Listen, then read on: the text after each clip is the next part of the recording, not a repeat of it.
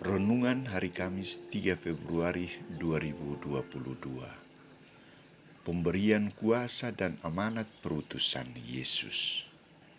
Bacaan pertama diambil dari Kitab Pertama Raja-Raja bab 2 ayat 1 sampai 4, ayat 10 sampai 12, dan bacaan Injil dari Injil Markus bab 6 ayat 7 sampai 13.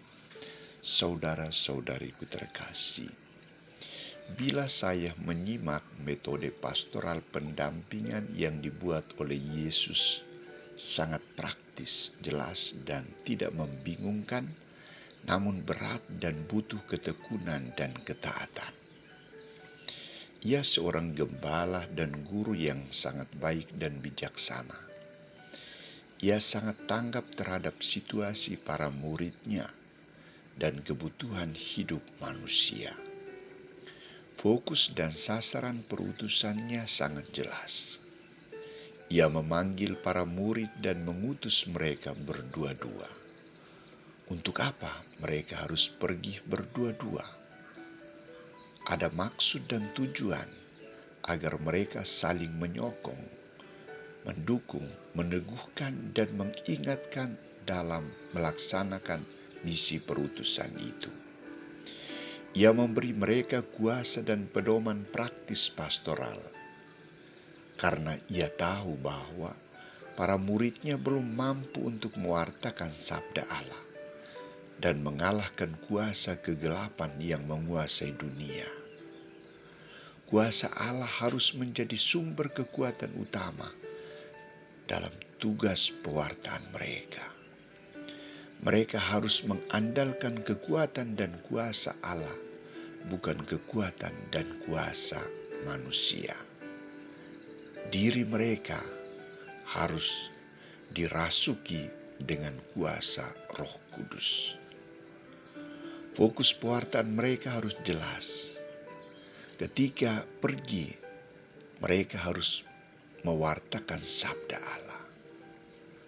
Mereka tidak boleh membawa apa-apa dalam perjalanan kecuali tongkat. Roti pun jangan, bekal pun jangan, uang dalam ikat pinggang. Boleh bersepatu tetapi tidak berbaju dobel. Kalau diterima, mereka harus memberi salam kepada keluarga itu. Kalau tidak diterima, mereka harus tinggalkan rumah itu atau tempat itu, dan kebaskanlah debu yang ada pada kaki mereka. Pertanyaannya, mengapa Yesus memberikan pedoman praktis dalam perutusan ini? Alasannya adalah karena para murid masih baru dan mereka baru diutus pertama kali. Mereka masih hijau. Mereka harus tampil sederhana. Mereka harus hidup sesuai dengan situasi umat, menyesuaikan diri dengan situasi pastoral. Mereka harus memperhatikan adat istiadat, sopan santun dalam perjumpaan dengan sesama. Yesus juga menyampaikan tugas perutusan mereka, yakni mewartakan pertobatan, mengoleskan minyak orang sakit kepada yang sakit, dan menyembuhkan mereka. Misi pertobatan dan pembebasan manusia dari segala belenggu dosa dan kejahatan, kekuatan iblis, harus disembuhkan, harus dibebaskan, dan diganti dengan kehadiran kerajaan Allah. Saudara-saudariku terkasih, dewasa ini gereja juga membutuhkan orang-orang yang siap untuk diutus ke tengah lingkungan, ke tengah masyarakat sekitar. Pedoman praktis Yesus sangat cocok dipraktekkan dalam zaman modern ini, yang sering memaksa petugas pastoral lebih mengutamakan pencarian pada hal-hal duniawi daripada tugas pewartaan sabda Allah.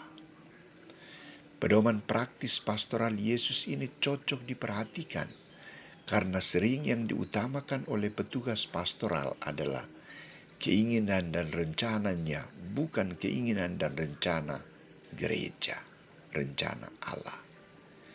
Kita harus tanggap atas tugas perutusan ini.